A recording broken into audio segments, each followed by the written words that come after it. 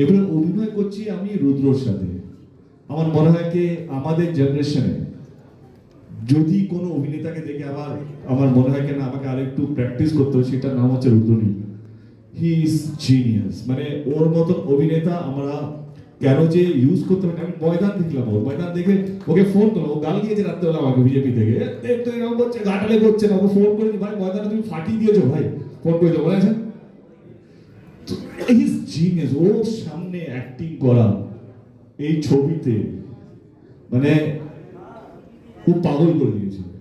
ও আমি ডাবিং করার সময় দেখলাম আমি কেঁদেছি, মানে ওর অভিনয় দেখে। বা আমাদের অনেকগুলো সিকুয়েন্স আছে বা সিচুয়েশন আছে যেখানে হচ্ছে এই লোকটা কি করলো। এবং একটা সময় যাকে এটা বলতে চাইছি না বলেই ফেলি, একটা সময় বুড়ো সেজেছে, এরও দেব হয়েছে। দেখি ডাবিংটা কি করে করলো, ভয়েসটা কি করে করলো, পুরোটা বসলাম ঠিক আছে আমি একটু কফি ব্রেক নিই। আমি বাইরে গেলাম, কফি খেলাম, ভাবলাম আবার let's do the read out.